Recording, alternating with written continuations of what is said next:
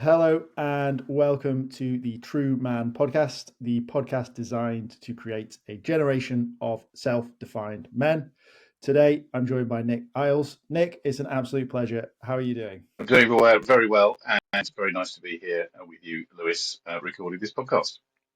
Amazing. And Nick, as always, the first question, in your own words, what makes you a man? Do you know, since you first raised this with me, Lewis, I've been thrashing around in my head trying to define this in a pithy way, and I think I'm actually finding it quite difficult because I think what defines us as a man changes through our lives.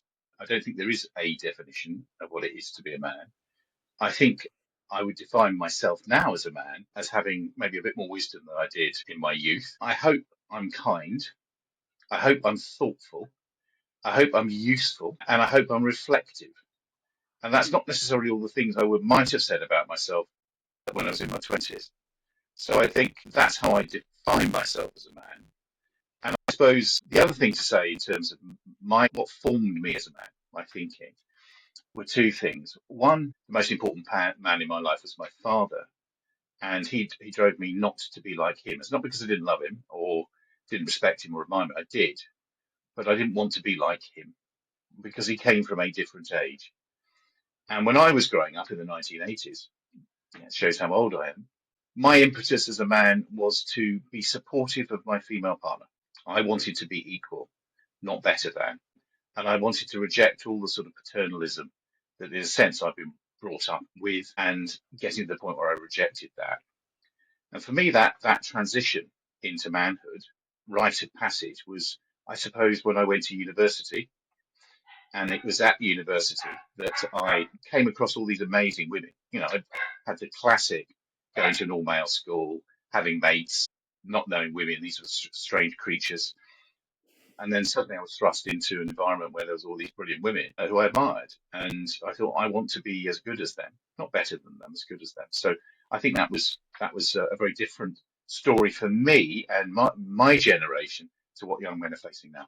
Yeah, I find it really interesting that a lot of people have to think about it really hard, and I like that you said that it's changed. I think that's the sort of the whole reason behind why I'm asking it. I don't know whether I'm finding that not many men have asked it to themselves, and I think it's an important question to ask. I think it's something that's maybe thought about or a cornerstone in regards to feminism, like what is the woman that I want to be and what is it that I want to achieve, but yet it's sort of we're still sort of holding on to mantles of manhood and no one's allowed to express it. So I always encourage someone to ask themselves that question as regularly as they think they need to, for sure, because I think it's a really powerful question for men and boys. Nick, why don't you tell the listeners a little bit about why I invited you onto the podcast and what it is that you're doing in the space?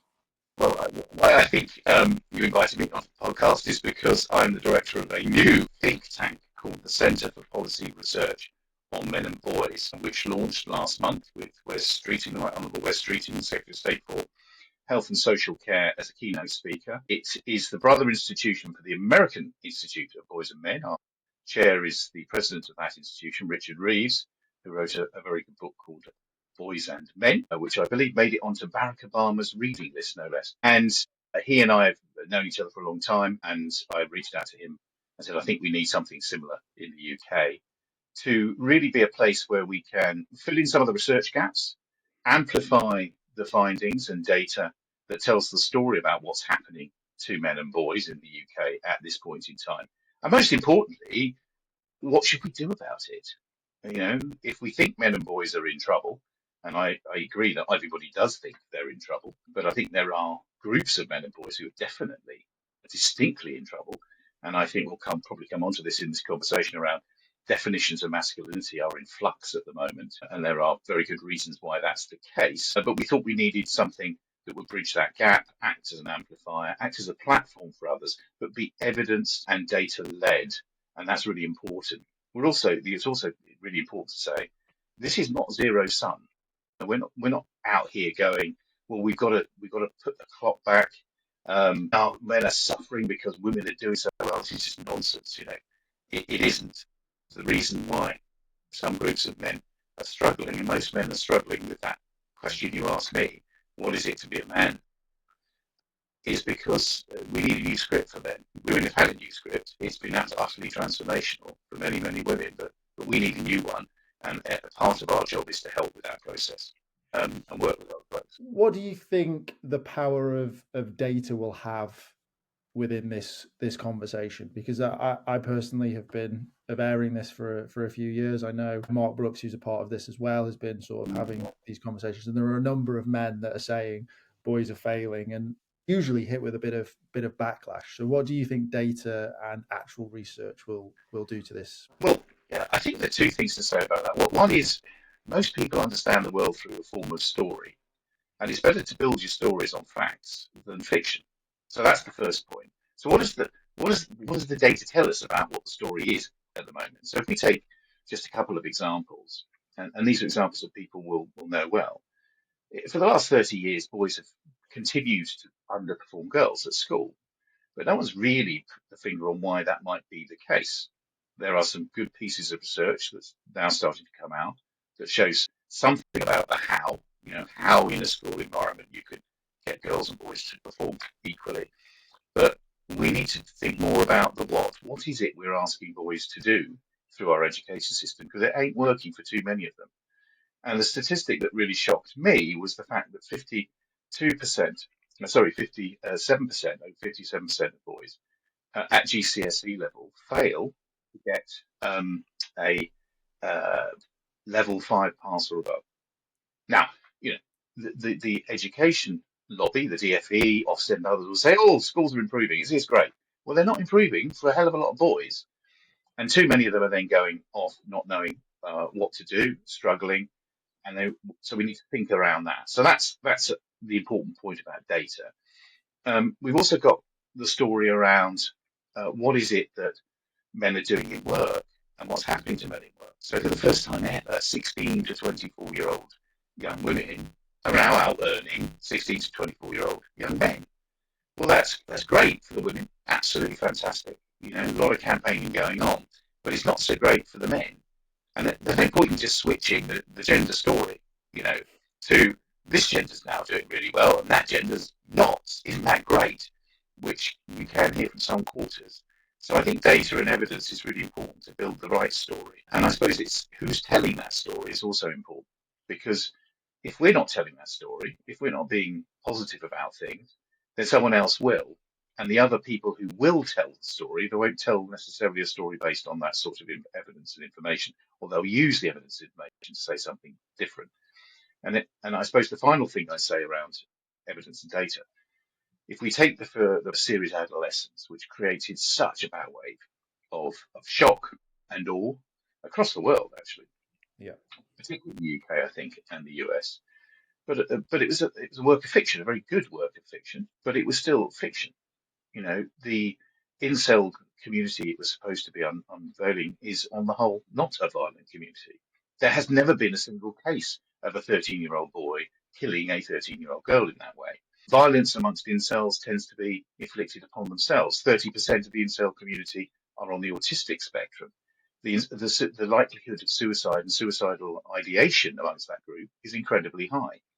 So though this was an important part of the story of saying boys are in trouble, the danger is it slips into a narrative about boys are trouble, and that's how we have to view them. And then you get the whole language around toxic masculinity, which then tells a whole gender, and that's no good. So this is why data and evidence is so important in terms of the story you want to tell. Obviously, girls are doing better in school. That means that they're getting better jobs, as you've sort of alluded to. That sort of 16 to 24 are earning more money. Yet a lot of boys are told that they're benefiting from sort of patriarchal systems and this sort of masculinity being better.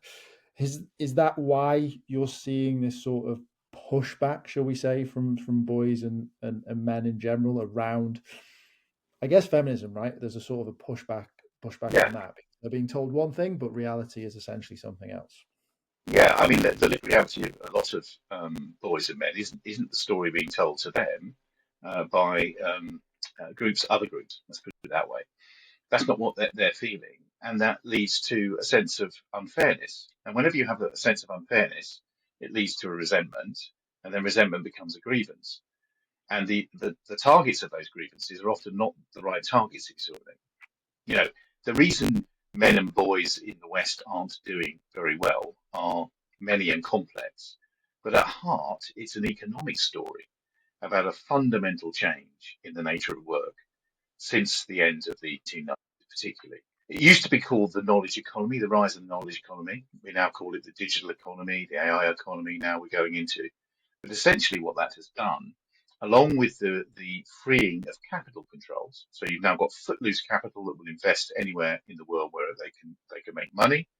So there's no loyalty to place in the way that the old industries had a loyalty to place, and created intergenerational work for about 150 years. And before that, everybody was working from home on farms and the rural economy on the whole. But anyway, back to where we are now. So these are the reasons driving a reduction in the sorts of jobs that boys and young men's fathers might have done who didn't have a lot of educational attainment or skills.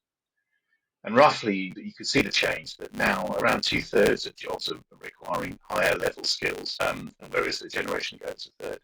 These are the reasons why we've got to sort out and fix some of the systems that underpin that ongoing lack of success that some men and boys are feeling. Now, when people talk about, white privilege, for example, male privilege, well, that's talking about me, you know. Yeah, absolutely. When I grew up, that was the story still. It ain't the story now to the same extent. Um, yes, there are privileged groups and there are privileged groups of men, but it's not a uniform or universal thing you can now apply. And that's why the evidence, again, going back to the evidence, is important to say, hang on a minute. Yeah, you've got some privilege over here, but over here you certainly haven't. White working class boys aren't doing very well. Black working class boys aren't doing very well. Yeah. So we've got to be precise about what it is we're talking about when we make these sort of blanket terms. And I think there's also a cultural point around, feminism. I'm a feminist. I have four daughters Yeah. and a stepdaughter.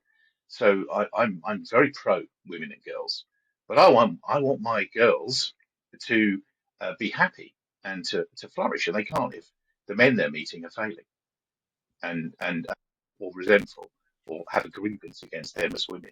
This is a hopeless situation to be in. So I think let's tell the story that's actually happening as opposed to the one that people might believe. One of the words that you used, you actually said, I hope that I'm useful. That was your definition of you being a man. Why or what systems need to change to allow men and boys to feel useful again, especially in those sort of lower social economic settings that you mentioned? Well, I think it starts really with two things: how we support parents. So this is from the point in which a couple are having a child, how we support both the man and the woman, or the woman and the man. So let's look at what we do around paternity leave, for example, to enable men to spend more time bonding with their children. One of the board members of the Centre for Policy Research on Men and Boys, Anna May, has written a fabulous book called The Life of Dad that shows that men get exactly the same release of hormones in nurturing their children as women do. It's no less intense. But if they don't get a chance to do that because they have to go back to work after 2 weeks or less, well, you're defeating nature in a way. You're getting in the way, putting these barriers. So let's support young new parents. We need to invest in nursery level education and have more men in those environments.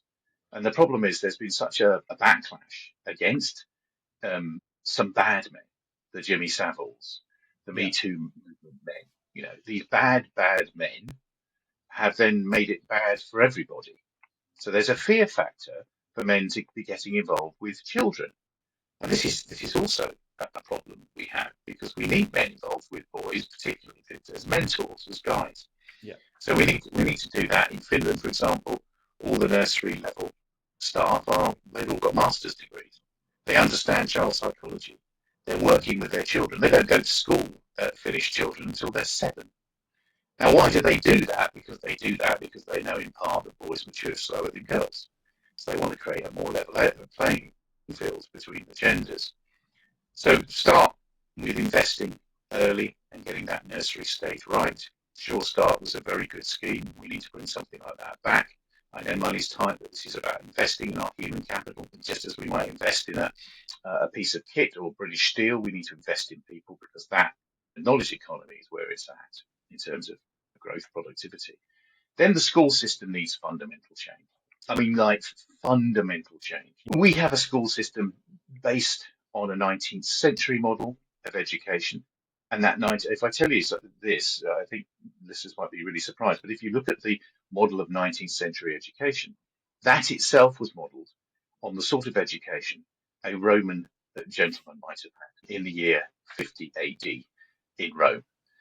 You know, the core subjects were modeled on the classical curriculum. And we've still got that really today.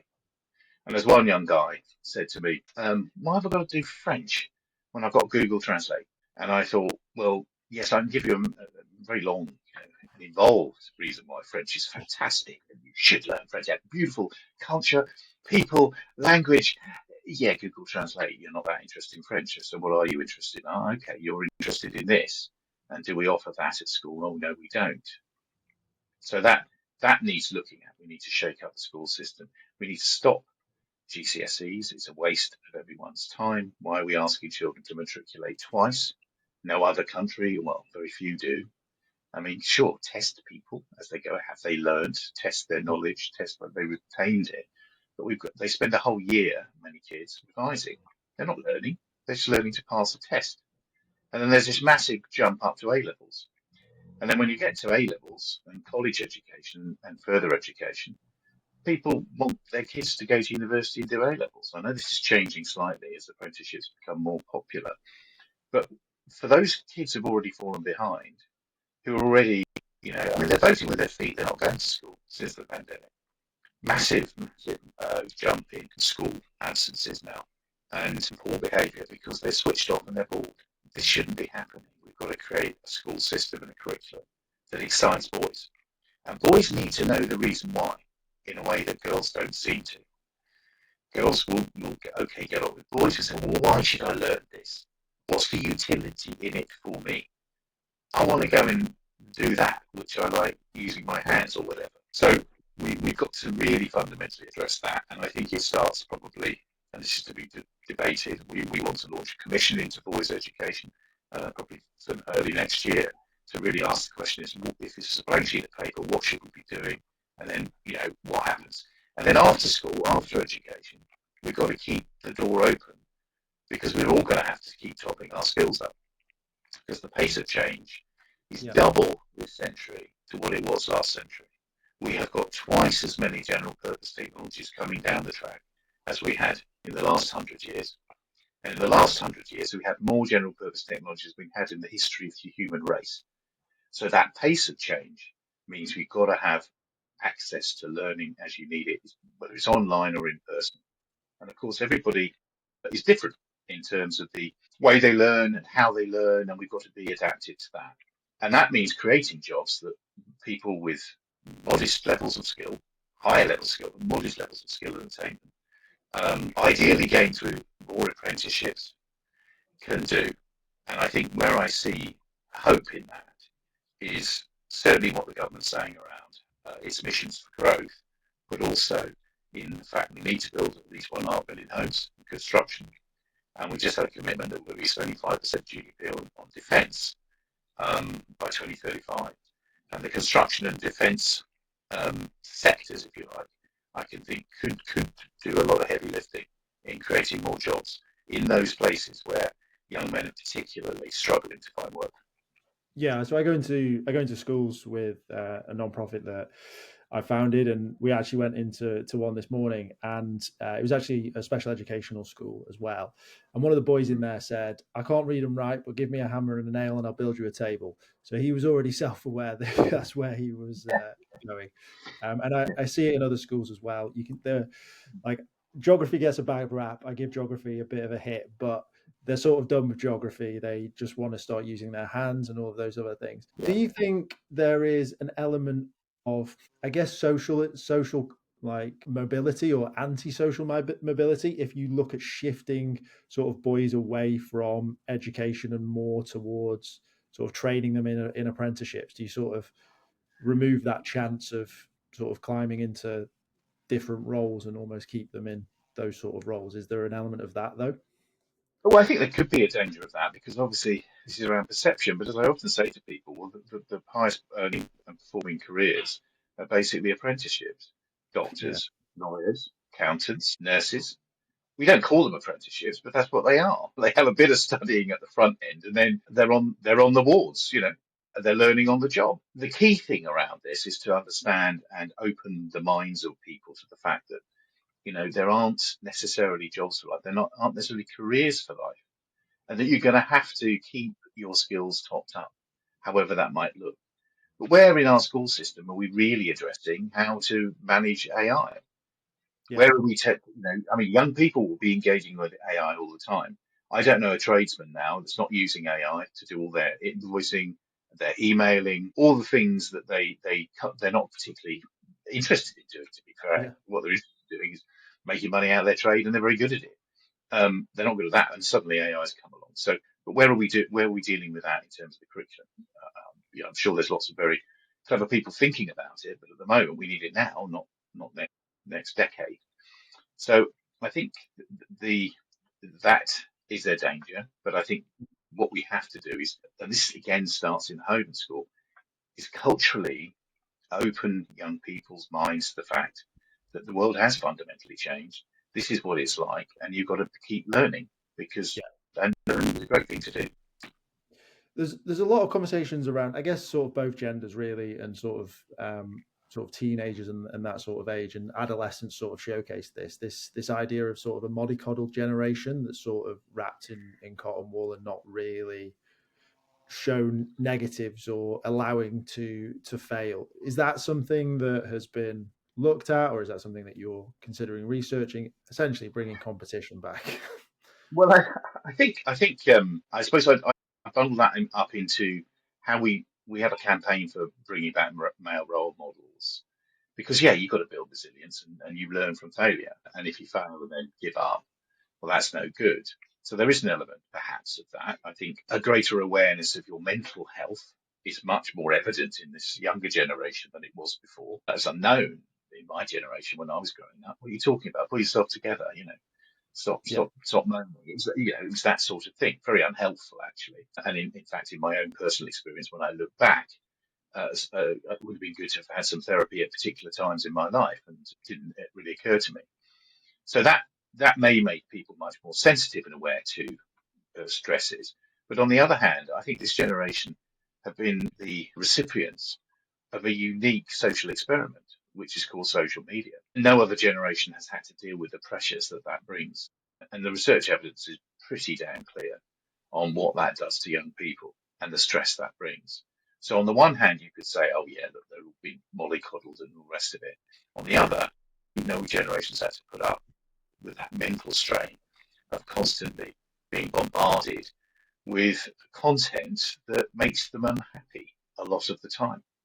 And I'm fascinated by the studies of schools, for example, who have banned, to use that word, mobile phones during the school day.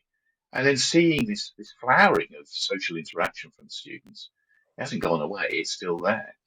So I think, as with all general purpose technologies, it takes us about 20 years to work out what's good about them and what's bad. And I think we're going through that phase now. We've got the online harms bill. There's all sorts of other things I think will come down the track to try and control that. But, you know, in a short answer to your question, that was rather long winded. No, I don't think that. I do think certain groups of adults with children, teenage and other children, yeah, because we're more affluent, have been able to give more things. And I think with 50% of nearly 50% of people going to university, I also think university often delays maturation. I think young people have been maturing later because they pop out of university in their, early to mid 20s and then start having a job. Whereas generations ago, they'd have been in work at 16. yeah. No, I actually have a real world case for that. So my brother and myself are 7 years apart. So he's 7 years younger than me, and he left school at 15, and he got an apprenticeship. He's a barber. He runs his own shop, and we're essentially the same level. We can converse with each other a lot better than you would imagine brothers that are 7 years apart. Because I'll be brutally honest. He's more mature. Well, he's as mature as I am, and I'm 7 years his senior because I took longer to get to university. I spent 4 years at university, and yeah, it's quite clear that he's done that. I mean, don't get me wrong, as I mentioned earlier on, I think university for men can be one of those rites of passages that turns you from a boy to a man, gets you on that process. But I think it can elongate the process for some people, not for all, of course, which would be Yeah, generalities. It's not true for everybody. But you certainly do see that sense of extended adolescence, and people are having children later. I think the average age of women now having their first child is 32, 33. So it's gone up considerably. People, are coming out of university want to carry on having a good time, I suppose, and good, because once you have children, then that's when it gets tough for both men and women. It's not just women. yeah. I think if I speak on university for myself, it sort of made me a little bit into the man I am. I was very shy as a kid. I was very shy as a teenager, and even my first year of university was really tough. But Yeah, by being able to stick it out and maybe having a bit of that resilience and that you can't really quit this, you've got to give it a go, allowed me to be able to have conversations with people that I probably, yeah, if I stayed at home, wouldn't have been the case. Whereas again, brother, youngest, always going to be the sort of clown and trying to make people laugh. So he's always had a bit of charismatic nature to himself. So yeah, yeah, I yeah. think I needed it, but I don't think he needed it for sure. Otherwise, maybe he would have Yeah. been a bit of a child for longer. No, absolutely. But I think I suppose the fundamental point for me is, where are those other rites of passage that we used to have Yeah, for our young men, our boys? Going into apprenticeships is one of the ways we would do that. There are religious rites that many more young men would have gone through. I think we're missing that as well. I think a lot of young men are missing that sense of, what's the process of becoming a man. And if you don't understand that, that makes it difficult as well to understand who you are as a man. And men want to be needed, they do. yeah. I say that there's a lot of boys in men's bodies. I think you're right. I think there is a lack of rite of passage. I think a lot of things have been sort of moved away from people. So buying a house, having kids, these are all sort of Yeah, things that traditionally or sort of are still perceived as traditional and still see that sort of hold on to these masculinity ideologies, right? Is like they've not yeah. been replaced, but they're no longer existing. So what needs to change there? How do we sort of redefine masculinity? Well, I think I do struggle with this, because I don't think there's a thing that's masculinity, the same way as there's not a thing that's femininity. I think it's all sorts of different things, and that's deeply personal. But what are the sort of common attributes? I think one of them is to feel useful and needed, however you might be useful and needed. Secondly, you don't need to be the male breadwinner anymore, because your partner may well be earning more than you. Just get relaxed about that. That's great. That's great. So how do you support them? And how do you create an equal universe, your universe? Because I can tell you, being equal is a great space to be in. You know, you don't have to be on top. And being a man doesn't mean you have to be on top, nor does it mean you have to be on the bottom. You have to be beside each other. So, and wrap arms around each other equally. And I think if I was giving advice to young men, I'd say aim for that. Aim for that, because that's a great place to be. It's a wonderful place to be. And that doesn't mean in every second of every moment. There will be times in your lives where you may well be bearing a heavier load in this way, but then bearing a less of a heavy load in another period of your life. And focus on communicate and learn. And this is something young men really struggle with, because we're not good at it. Learn to listen, because what I think women respect and like in a man is a man who can actually listen to them and not tell them what to do. And it's an instinct that all men have. They hear a problem, they go, well, what you need to do is, of course, now, no, this is, you've got to go in there, and you've got to tell them, and we all do it. And that's a male trait, and just recognize it, but it's not necessarily what your partner might want. They might want just to be listened to. And that's a skill. I'm a qualified coach, and one of the things we train to do is something called exquisite listening. And that's literally not doing the sort of stuff you and I are doing now, where we nod at each other and we recognize and we start thinking about what we're going to be saying back.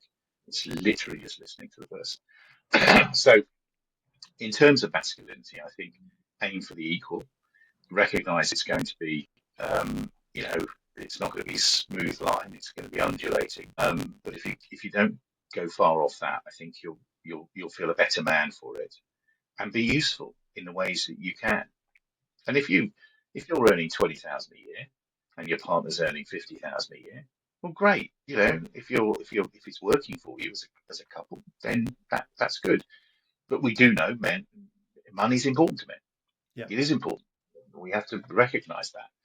And losing money seems to damage men more than women psychologically. So I have a bit of pushback on this sort of narrative because I've sort of Hmm. seen it firsthand, right? And there's sort of, I guess, a little bit of data to sort of back this up as well, right? Which is that you look at social media and you look at there's a not old school feminism, but this sort of new wave feminism. There's a bit of a pushback on that side. I think a bit of a trend, and women sort of wanting men to take care of them again, and sort of it's sort of deemed as trad wives is sort of the hashtag. Hmm. And then we also have on the other side of that sort of your influencers and this sort of idea of, like you say, money being important for men and being useful. Obviously, there's a balance of finding the right partner and not all of this sort of being as easy as it is. But what I think the point I'm trying to make is that when it comes to the portrayal of masculinity, there's sort of this idea of men need to open up more, men need to be more in touch with their emotions, is the conversation that's being said. But that doesn't seem to be what's happening in reality. When men do that, it's almost like they haven't earned the right to do that. So you see a footballer who might open up and everyone goes, look how brave he is. But if Dave, who works on a building site, opens up to his wife, she's probably going to leave him. Like, that's the true reality there. So do you see any of that, or how does that narrative change in society? Because you see it with feminism, right? Girls can do anything, but with boys, we're still holding on to that. Men are X, Y, Z. Yeah, which is why we need a different script for men. And men aren't malfunctioning women, so don't mishear what I'm saying in that sense. I'm not proposing men stop being men, and we ain't good at opening up, and we're not great with our emotions. But let's just recognise that. And if Sarah has married William and she's married him because William is like your typical bloke, William then suddenly has breakdowns all over the place. Sarah's not going to like it very much. I get that. I get that. It's about how you contract and how you communicate. And that's true of any relationship anywhere. So you can be how you want to be, but if you get that bit wrong, you're going to be in trouble in your relationships. And most relationships, you talk to a relationship specialist, they say that's the case. I think the problem with yes, there is. I mean, particularly in America, with Trump coming in, you've got the MAGA women who are saying, I want to be a trad wife, I want to be looked after. Yeah, but I think that's a fringe element. I don't think it's a mainstream element. And on the other hand, you've got the sort of male influencers who are saying, hey, you want to be like me? Look at me. I drive around in, Bentleys and Ferraris. I've, loads of money. In the 1980s, they had those characters going, loads of money. I've got loads of money. Look, and the idea that women are really impressed with flashy cars and lots of money. And yes, some women are, absolutely, but not all women by any means. But they're really saying, look, you've got to have the looks of a Timothy Chalamet. You've got to have the body of an MMA champion, and you've got to have the wealth and smarts of Elon Musk. And you do that, you'll be successful. Now, what message does that give to the average young man who hasn't got a hope in hell that just because of his genes of being an MMA star or looking like Timothy Chalamet, nor having the money to do the plastic surgery required, and he's not a genius like Elon Musk. He's got an average IQ. This is terrible for these young men. This is awful. The same as misogyny is awful for them because it stops them being fully functioning citizens. If you're going around hating half the human race, it's not a great look for you. It damages you as well as harming others. So I think yes, there are these trends, there are these thrusts and arguments, but they don't bear scrutiny really. That doesn't mean we've got a job to do to redefine masculinities in all the ways that we need to. It is complicated Yeah. because the old verities have gone. They're not there. We can't turn the clock back. We're not suddenly going to be, you've got Donald with his tariffs in America saying, I'm going to bring back your factories. So he's going to bring back the garment producing factories from Bangladesh that Nike use for their clothes into Tennessee. And all those American male workers are going to rush to those garment factories. No, I don't think so. We have to deal with the realities we've got now, and we have to reconstruct in a sensible way the sorts of things that are going to help men be comfortable with new realities that women are their equals.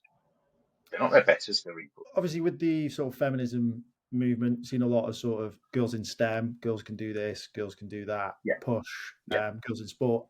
Huge, yeah, amazing sort of yeah, initiatives, well funded, well sort of successful as well, right? We've seen huge numbers in increase in both of those sort of yeah. arena. Why is there such a pushback when you suggest doing that for boys? Well, I think it's the zero sum thinking that goes into this.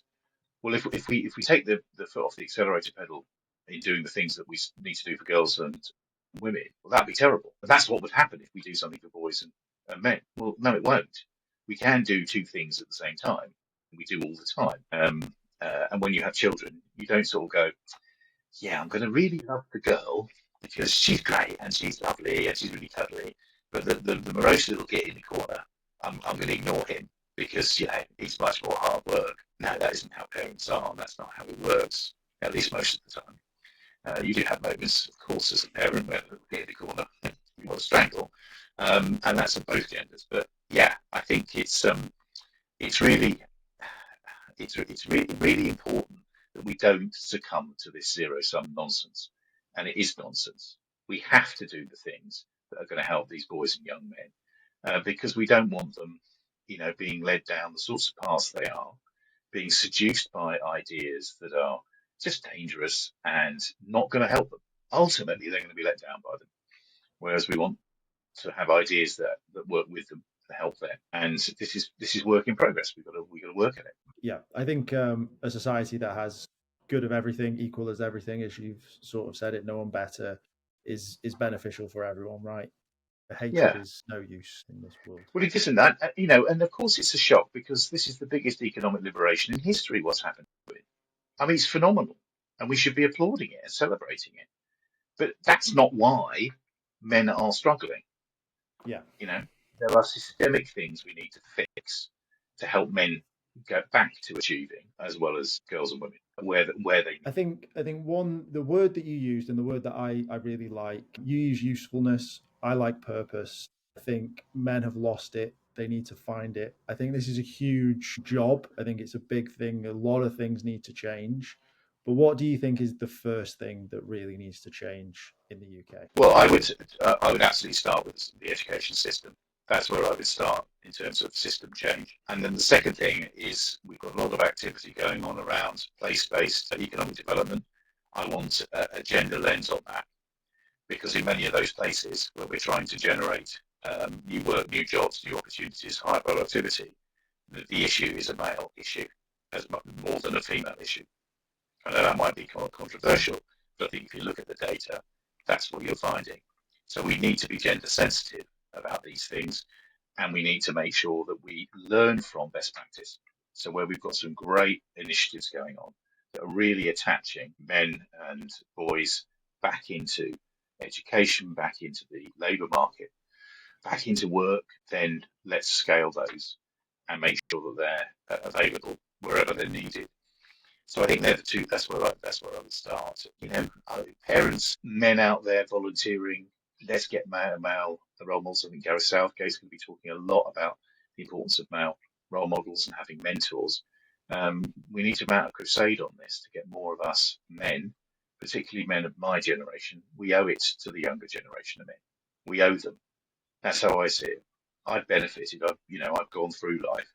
I've had the male privilege. The sons and nephews haven't, and we owe it to them to give them at least a level playing field. What is the sort of goal or things that the centre is looking to sort of achieve over, I guess, a 3 to 5 year sort of plan? Because this is no small Well, feat, right? yeah, I think first and foremost to really present an evidential base for where change is needed in order to help men and boys who are in trouble.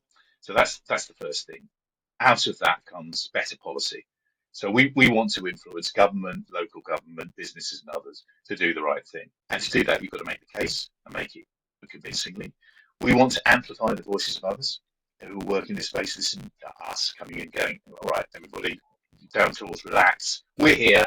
The cavalry's arrived. It's going to be great. No, not at all. We need to work and be part of that coalition of sensible, mature voices saying, we want to do something about this, and how about these ideas? So we amplify. And then we want to basically develop, so that's a sort of platform piece, but we also want to make sure that we scale, so that the money that's available, wherever it's available, is being used in the best way. And we tackle the sort of root causes of these issues and not just the symptoms. Boys and men are in trouble. They are not just trouble. And, demonizing them ain't going to get you anywhere. Understanding them will. One thing I will say on that is that it's not all doom and gloom, right? I think there's a lot happening. There's some really, really great stuff happening. I think I'm relatively new to this space. I've been doing it for 3 years. I've seen an absolute huge change in what's available for men and boys just in 3-year period. For yourself, is there anything that you like in the men's space right now, or is there something that you want to see a little bit more of as well? Well, I think what we'd like to see is a great lead from West Streeting. I think a men's health strategy is so important. We'd like to see a minister for men. We'd like to see real political action across the piece, so that the policies might be more joined up. We want to see Department for Education taking boys' issues and boys' failure much more seriously than they have at the moment. And there is a big initiative inquiry going on with Public First into white working class education, which we're going to hopefully be able to help shape the gender response to that. So I think these sort of things. I think more resources for men. There's a very good online app for men's mental health that was co-founded by Bear Grylls called Metal. And I'd certainly recommend that. That's just for men to help them with their mental health on the basis that, they want to meet men where they are at. They're on their phones and they want a resource that talks to them as men. And this does the job. And it's the first in the marketplace, I think, to do that. So we want that being wired out, those sorts of resources, so that people can access them in privacy, because men are private as well. That's the other thing. We're weirdly clubbable and uniquely private in a way that I think is quite different, perhaps, from women. Amazing. Nick, if people have liked what they've heard and they want to find out more about the centre, where's the best place to find yourself and more information? Okay, if you go to our website, which is www.menandboys.org.uk, you will find all the details about what we're doing, and you can reach us and contact us through the website, and we'd love to hear from you. Whatever your viewpoints and whatever you're particularly interested in, get in touch. We'll be shortly publishing a regular newsletter about what we're doing, and we'll be letting people know in all sorts of different ways the stuff that we're up to, and hopefully the findings we have and the things we're calling for. Nick, it's been an absolute pleasure. I will leave the final thoughts with yourself. Well, just to thank you, Lewis, for having me on. I think, as you said, it's not all doom and gloom, but there certainly is hope. I think we're still in the process of expanding the permission space around this, and that's part of our job as the centre, to help do that and do that at pace. But I think people are really switched on to the fact that we now have some issues to do with men and boys that we need to fundamentally address, and addressing the causes will stop the symptoms.